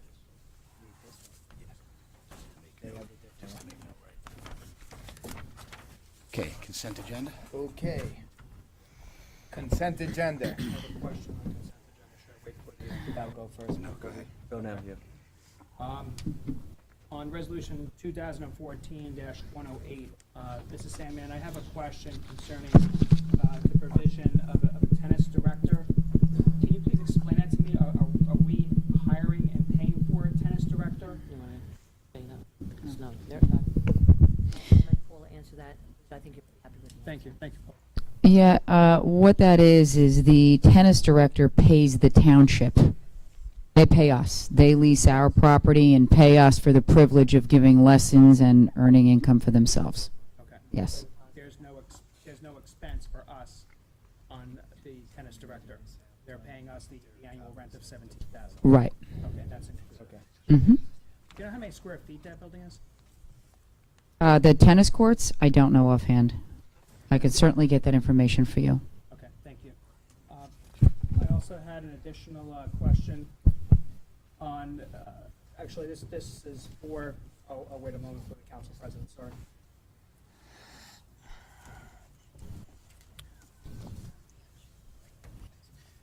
Question for our township clerk, Yancy, in regards to resolution 2014-114 for the approval of retail liquor licenses. Wasn't this approved previously? Yes, you're actually amending the prior resolution where you approved them. You're just correcting a typo. What's the typo? The one liquor license owner was the previous Blackthorn owner. It was what we had listed instead of the new owner, so we're just fixing that and take out the old owner and put in the new owner. And the new owner is? Parsippany, I'm sorry, I have that in here.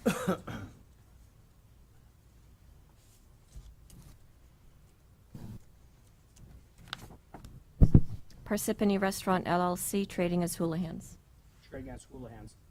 Okay. So this resolution was placed in front of us previously with a typo. Yes. We had approved it, and now it's being amended. Yes. For the correction. Yes. Okay. Thank you. Okay, for the public, R 2014-116 should read, resolution approving emergency purchases of 2 outdoor transformers, 2 indoor transformers, and analysis and repair of the east and west side transformers at the Parsippany wastewater treatment plant. Okay, consent agenda. Be resolved, all items listed with an asterisk are considered to be routine, non-controversial by the Township Council. Be approved by one motion. There'll be no separate discussion of these items unless a council member so requests, which case the item be removed from the consent agenda, considered in its normal sequence on the agenda. Second. Motion made by Mr. Stanton, seconded by Mr. DePiero. Roll call. Mr. DePiero, Yes. Mr. Paluso, Yes. Mr. Stanton? Yes. Mr. Valori? Yes. Mr. Karifi? Yes.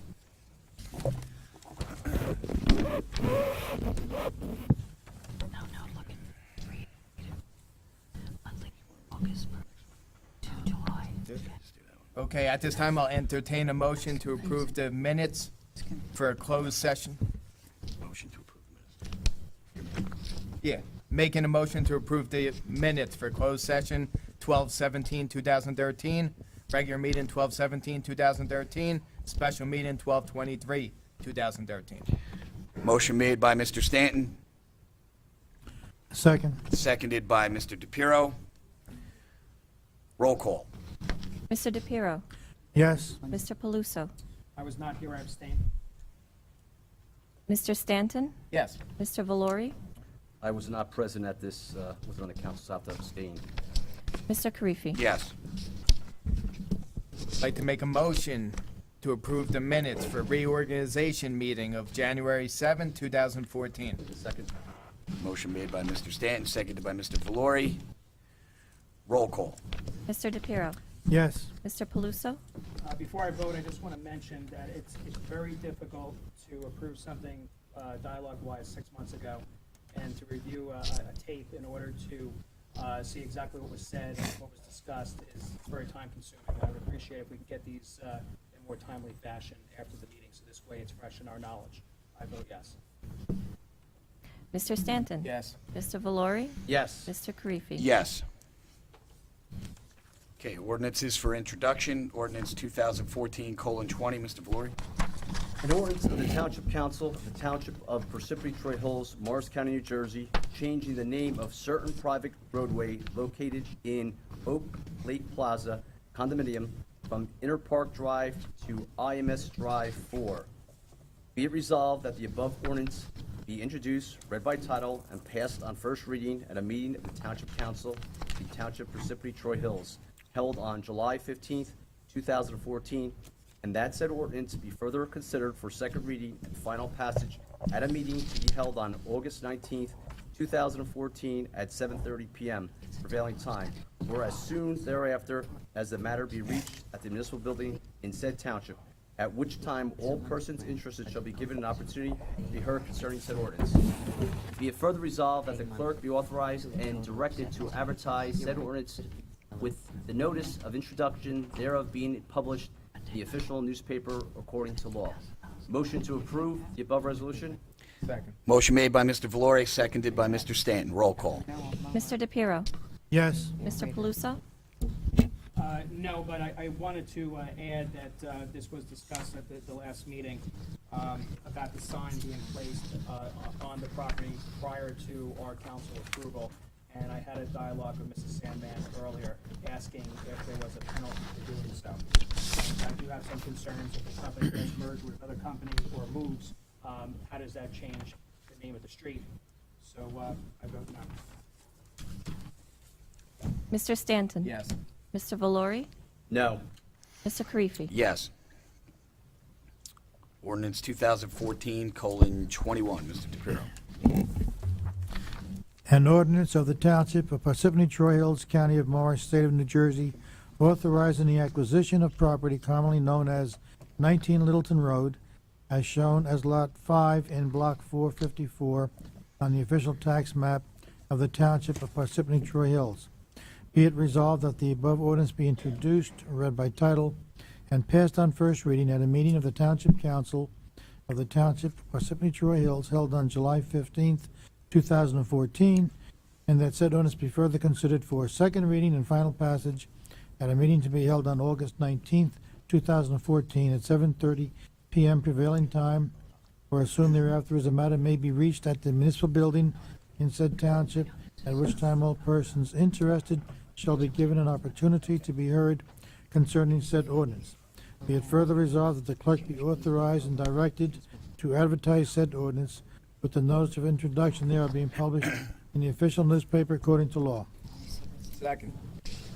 Motion made by Mr. DePiero, seconded by Mr. Stanton. Roll call. Mr. DePiero? Yes. Mr. Paluso? Yes. Mr. Stanton? Yes. Mr. Valori? Yes. Mr. Karifi? Yes. Ordinance 2014:22, Mr. Paluso. Ordinance 2014:22, an ordinance of the Township Council of the Township of Parsippany-Troy Hills, Forest County, New Jersey, amending and supplementing Chapter 290 Recreation of Township of Parsippany-Troy Hills. Be it resolved that the above ordinance be introduced, read by title, and passed on the first reading at the meeting of the Township Council of the Township of Parsippany-Troy Hills held on July 15, 2014, and that the said ordinance be further considered for second reading and final passage at a meeting to be held on August 19, 2014 at 7:30 p.m. prevailing time or as soon thereafter as the matter may be reached at the municipal building in said township, in which time all persons interested shall be given an opportunity to be heard concerning the said ordinance. Be it further resolved that the clerk be authorized and directed to advertise the said ordinance with the notice of introduction thereof being published in the official newspaper according to law. Motion to approve the above resolution. Second. Motion made by Mr. Paluso, seconded by Mr. Valori. Roll call. Mr. DePiero? Yes. Mr. Paluso? Yes. Mr. Stanton? Yes. Mr. Valori? Yes. Mr. Karifi? Yes. Mr. Stanton. Ordinance 2014:23. Ordinance at Township Parsippany-Troy Hills in the County of Morris, New Jersey, provided for golf course, recreation utility equipment for Township Parsippany-Troy Hills, appropriating $65,000, therefore providing for the issuance of $61,750 general improvement bonds or notes of the Township Parsippany-Troy Hills to finance the same. Be it resolved, said ordinance be introduced, read by title, passed first reading at the meeting in Township Council, Township Parsippany-Troy Hills, July 15, 2014. Said ordinance be further considered for second reading and final passage at meeting to be held August 19, 2014, 7:30 p.m. Prevailing time or said thereafter as matter may be reached at municipal building, said township, which time all persons interested shall be given opportunity to be heard concerning said ordinance. Be it further resolved, clerk be authorized, directed to advertise said ordinance, notice of introduction thereof being published in the official newspaper according to law. Second. Motion made by Mr. Stanton, seconded by Mr. DePiero. Roll call. Mr. DePiero? Yes. Mr. Paluso? No. Mr. Stanton? Yes. Mr. Valori? Yes. Mr. Karifi? No. Ordinance number 2014:24, Mr. Valori. An ordinance of the Township of Parsippany-Troy Hills, the County of Morris, New Jersey. Mr. Councilor, Yes. I'll check on the law for introduction, but bond ordinances need 4 votes in order to pass. So 3 fails on bond ordinance. I have to check on for purposes of introduction, but just so everybody's aware of that. And by bonding, we're getting at a very cheap rate. It's a bond for support. Good. Okay. Do you want me to start over? Yes, please. I think I have to grab somebody's glasses down here, so I gotta pull this up closer here. An ordinance of the Township of Parsippany-Troy Hills in the County of Morris, New Jersey, providing for various sewer utility improvements for the Township of Parsippany-Troy Hills and appropriating $3,152,653, therefore, and providing for the issuance of $1,152,653 in general improvement bonds or notes of the Township of Parsippany-Troy Hills to finance the same. Be it resolved that the above ordinance be introduced, read by title, and passed on first reading at the meeting in Township Council of the Township of Parsippany-Troy Hills held on July 15, 2014, and that said ordinance be further considered for second reading and final passage at the meeting to be held on August 19, 2014 at 7:30 p.m. prevailing time, or as soon thereafter as the matter be reached at the municipal building in said township, at which time all persons interested shall be given the opportunity to be heard concerning said ordinance. Be it further resolved that the clerk be authorized and directed to advertise said ordinance with the notice of introduction thereof being published in the official newspaper according to law. Second. Motion made by Mr. Valori, seconded by Mr. Stanton. Roll call. Mr. DePiero, Yes. Mr. Paluso, Yes. Mr. Stanton? Yes. Mr. Valori? Yes. Mr. Karifi? Yes. Ordinance 2014:25, Mr. DePiero. An ordinance of the Township of Parsippany-Troy Hills in the County of Morris, New Jersey, providing for various water utility improvements for the Township of Parsippany-Troy Hills and appropriating $880,000 therefore, and providing for the issuance of $0.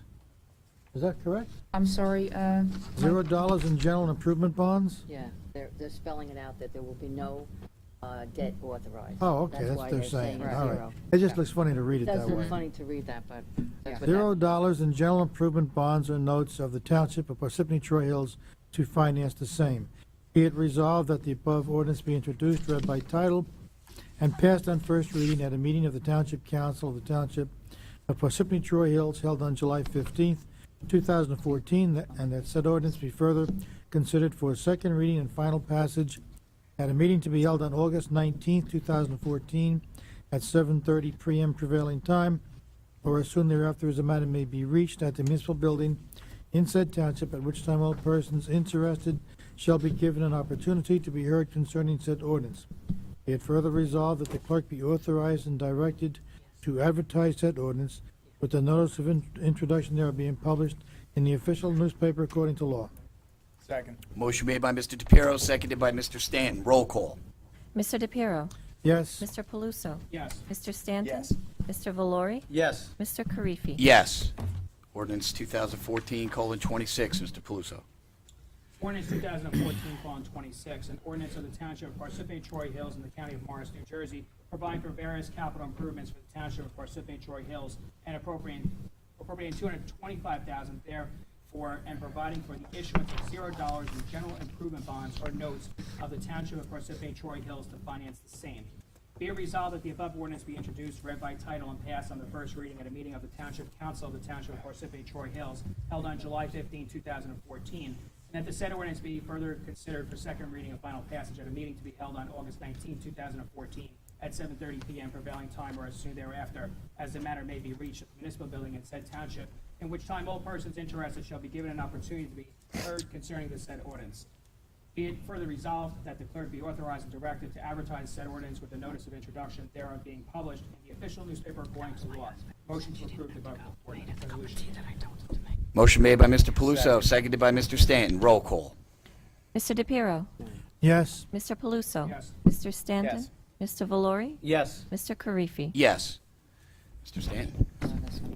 Ordinance 2014:27, ordinance of the Township of Parsippany-Troy Hills in the County of Morris, New Jersey, providing for various capital improvements for the Township of Parsippany-Troy Hills, appropriating $7,840,000, therefore, and providing for the issuance of $7,273,000, general improvements for bonds or notes, Township of Parsippany-Troy Hills to finance the same.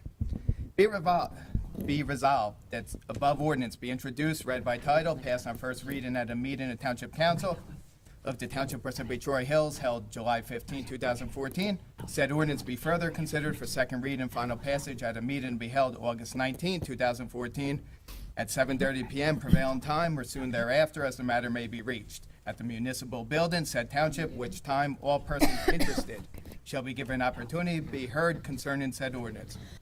Be it further resolved that the clerk be authorized, directed to advertise said ordinance with the notice of introduction thereof being published in the official newspaper according to law. Second. Motion made by Mr. Stanton, seconded by Mr. Valori. Roll call. Mr. DePiero, Yes. Mr. Paluso? Although I believe in several of these improvements should be done, I believe in paying as you go and bonding for the significant amount. I don't think I agree with it, so I say no. Mr. Stanton? Yes. Mr. Valori? Yes. Mr. Karifi? Yes. Resolutions non-consent agenda, Mr. Valori. Resolution 2014-120, resolution of the Township Council of the Township of Parsippany-Troy Hills extending the major soil moving permit granted to K&K Developers / Fox Run Block 98 Lot 22 and 23. Second. Motion made by Mr. Valori, seconded by Mr. Stanton. Roll call. Mr. DePiero, Yes. Mr. Paluso, Yes. Mr. Stanton, Yes. Mr. Valori, Yes. Mr. Karifi. Yes. Resolution 2014-121, resolution of the Township Council of the Township of Parsippany-Troy Hills urging Jersey Central Power and Light Company to discontinue its Whippany-Montville reinforcement project, or in the alternative, utilize existing infrastructure and underground facilities. Second. Motion made by Mr. Valori, seconded by Mr. Stanton. Roll call. Mr. DePiero, This is what's known as a feel-good resolution. Asking JCP&L to discontinue their project, like that's going to happen. Asking them to put their power lines on PSE&Gs, like that's going to happen too. But we passed the resolution, so we feel good. The resolution I proposed that was opposing their primary route, which have a devastating effect on 65 homes in Parsippany, was pulled 2 months in a row, and this has taken its place. So we'll pass this and we'll feel good, but we haven't accomplished anything. I vote yes. I want to feel good too. Mr. Paluso, I abstain. Mr. Stanton, Yes, and I'm not going to feel good unless it doesn't affect any of the residents. So, either way, I vote yes. Mr. Valori, Yes. Mr. Karifi. I agree with Mr. Stanton. I will not feel good unless it doesn't affect any of our residents, and this is not a feel-good resolution, Mr. DePiero. Your other resolution that you drew up specifically said to have it go one route, not the other. In going out there and doing my due diligence, I don't want to see it again affect any of our residents. I believe this resolution is appropriate. This will greatly affect our residents of our town, and that we should continue our fight to have them not do this project and/or use these alternative existing infrastructure or underground facilities. I vote yes.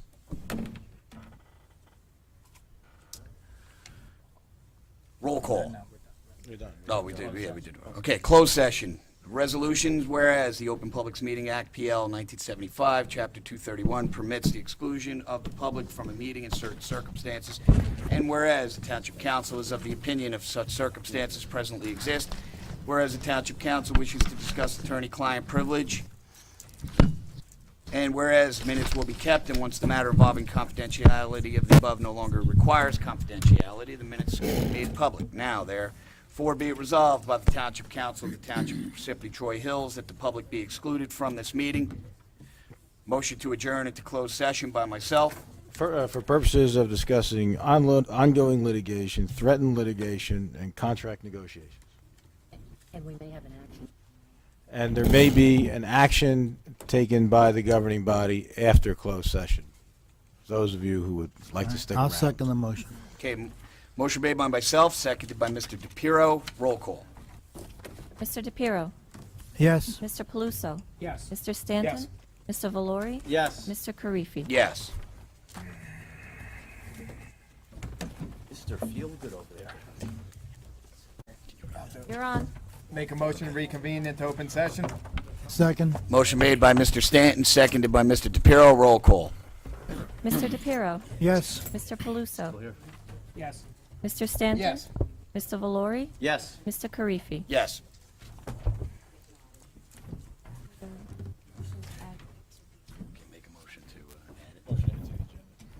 Make a motion to add R 2014-122 to the agenda.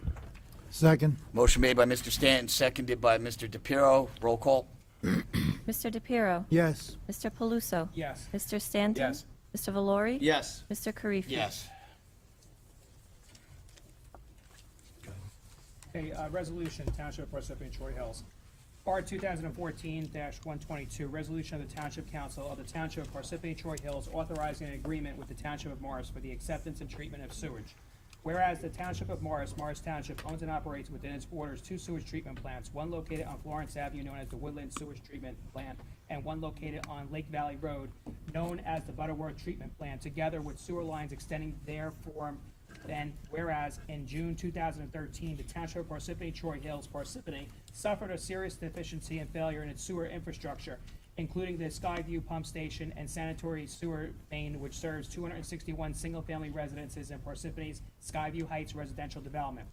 And whereas Parsippany did connect its sewer system serving 261 residential dwelling units previously serviced by the Skyview Pump Station and sanitary sewer main to the Morris Plains Borough sanitary sewer system, for which Morris Township is the servicing municipality. Parsippany has been paying annual user charges to Morris Township for the treatment of the sewer waste, and whereas as a permanent solution to the aforementioned sewer infrastructure failure and deficiency, Parsippany desires to permanently connect the portion of its sewer system serving the aforementioned 261 residential dwelling units to the sewer treatment plant.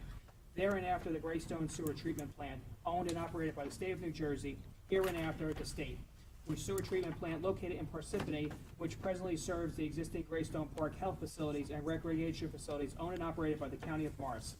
And whereas Parsippany has been in discussions with the state with respect to connecting its sewer system to their Greystone Sewer Treatment Plant, and the state has advised Parsippany that is willing to allow that connection, subject to and among other things, Parsippany's obtaining a wastewater management plan, WMP, amendment to allow its sewer flows to go to the Greystone Sewer Treatment Plant. And whereas Parsippany has engaged in the WMP amendment process with the County of Morris with ultimate approval authority vesting in the New Jersey Department of Environmental Protection, NJDEP, and whereas Morris Township and the Parsippany are desirous of allowing Parsippany to continue utilizing the sewage treatment facilities of Morris Township until such a time Parsippany is able to permanently connect its sewer system to the Greystone Sewer Treatment Plant and or otherwise able to disconnect its sewer system from the Morris Township system, where same is mutually beneficial due to the geography and limitations of the borders of the respective communities. And whereas Morris Township is willing to accept the sanitary sewer flows from Parsippany and permit the sanitary sewer flows to be carried through the pipeline system of Parsippany and Morris Plains to the Morris Township Sewer Treatment Facility, to the extent and within the limits of and subject to the terms and provisions of a shared services agreement and or other similar agreement, and whereas the parties have negotiated the basic terms of an agreement, which among other things include the payment of certain connection fees and annual user charges. And whereas, pursuant to the agreement of the parties, Parsippany shall pay the following connection fees. For calendar year 2013, a payment of $12,500 due within 90 days of the execution of the agreement.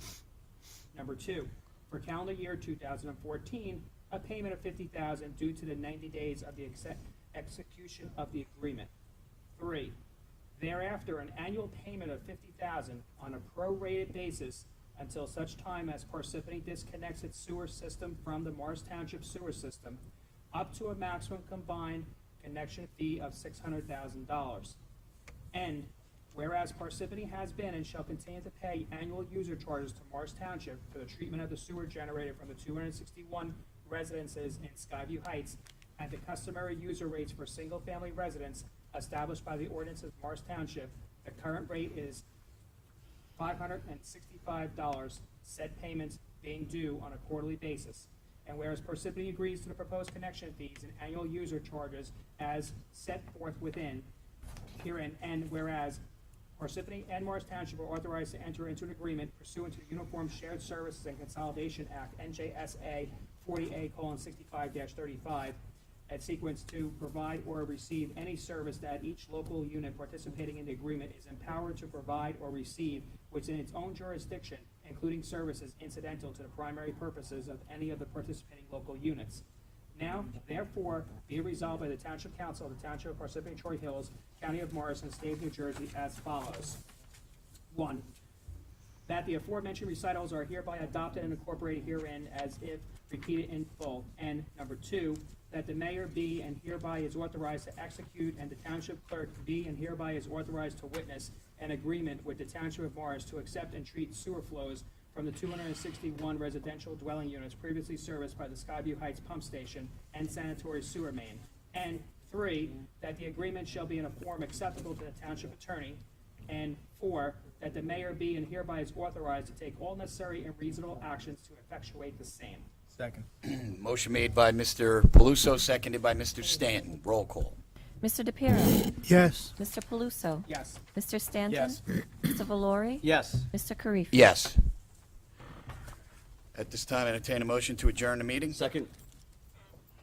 Motion made by Mr. Valori, Second. seconded by Mr. Stanton. Roll. Mr. DePiero? Yes. Mr. Paluso? Yes. Mr. Stanton? Yes. Mr. Valori? Yes. Mr. Karifi? Yes. Good night, everyone. Good night, thank you very much. Thank you.